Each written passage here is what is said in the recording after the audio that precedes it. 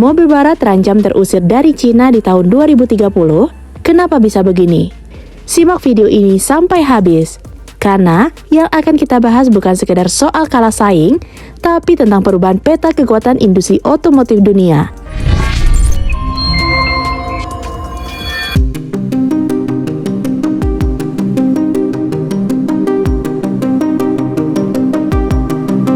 Cina merupakan pasar mobil terbesar di dunia. Setiap tahun, puluhan juta unit mobil terjual di negara ini. Selama puluhan tahun, pabrikan barat seperti Volkswagen, General Motors, hingga Mercedes-Benz menjadikan Cina sebagai ladang uang utama.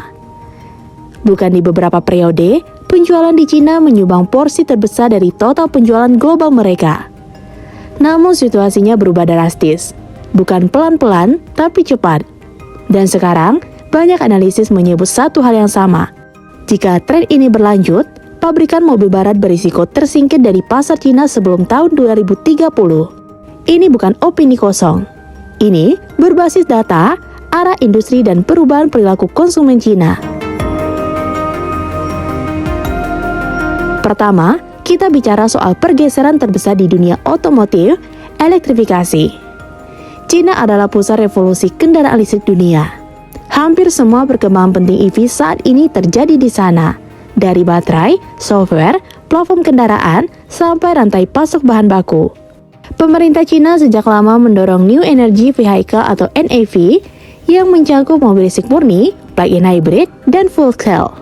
Insentif besar-besaran, regulasi ketat untuk mesin bensin, serta investasi masif ke industri lokal membuat ekosistem EV di Cina tumbuh jauh lebih cepat dibandingkan Eropa atau Amerika. Hasilnya terlihat jelas. Merek lokal seperti BYD, Geely, Changan, SAIC, hingga GAC tidak sekedar pemain domestik. Mereka menguasai teknologi inti. BYD misalnya, bukan cuma produsen mobil, tapi juga raksasa baterai.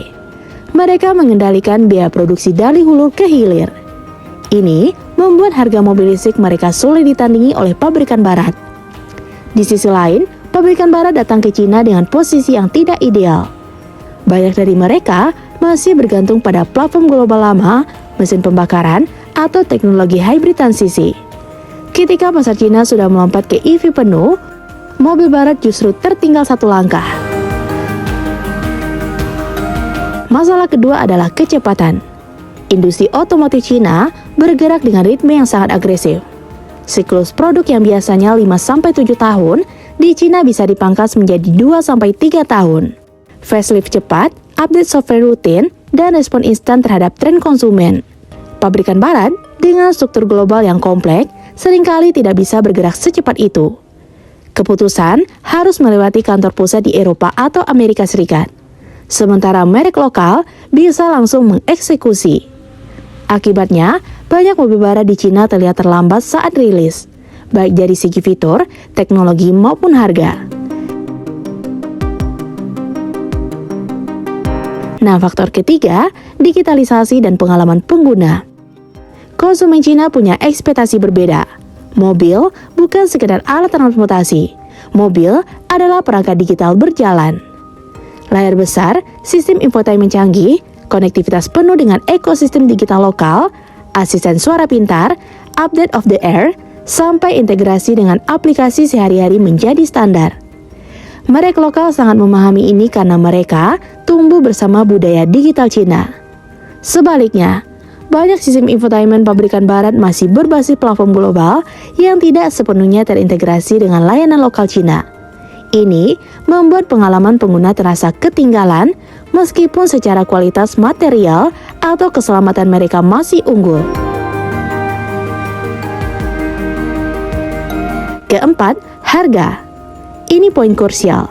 Mobil listrik buatan Cina bisa menawarkan spesifikasi tinggi dengan harga yang jauh lebih rendah. Bukan karena kualitas rendah, tapi karena efisiensi produksi, skala besar, dan kontrol rantai pasok.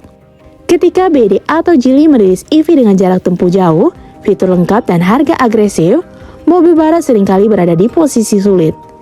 Harga lebih mahal, fitur kalah, dan biaya kepemilikan lebih tinggi.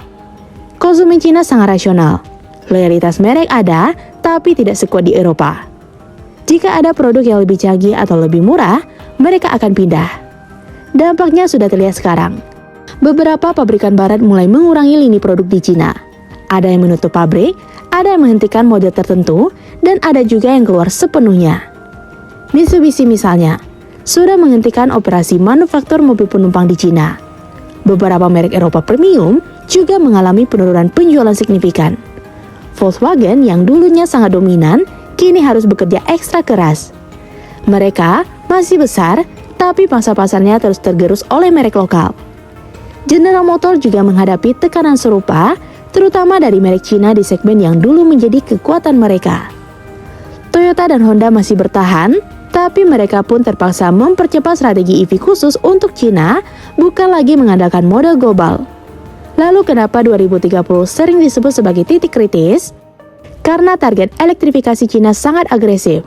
Pada akhir dekade ini, mayoritas penjualan mobil baru di Cina diproyeksikan adalah NEV. Jika pabrikan barat gagal mengamankan posisi kuat di segmen ini sebelum tahun 2030, akan sangat sulit untuk mengejar ketertinggalan.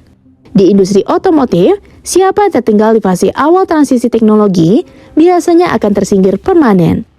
Ini sudah terjadi di banyak industri lain. Apakah semua pabrikan barat pasti kalah? Tidak. Tapi yang jelas, bertahan di Cina sekarang bukan lagi soal nama besar, sejarah panjang atau citra merek. Yang menentukan adalah kecepatan inovasi, penguasaan teknologi EV, software, dan kemampuan menyesuaikan diri dengan pasar lokal. Cina tidak lagi menjadi pasar bagi merek asing untuk menjual teknologi lama. Cina kini menjadi pusat inovasi otomotif dunia. Dan di pasar ini, hanya pemain yang paling adaptif yang bisa bertahan. Jika pabrikan barat gagal berubah cepat, 2030 bukan sekedar angka. Bisa jadi, itu adalah garis akhir mereka di pasar mobil terbesar di dunia. Nah, gimana menurut sobat? Komen di bawah ya. Jika sobat suka dengan video ini, like dan share ya sobat. Sampai ketemu lagi di fakta seru selanjutnya. See you!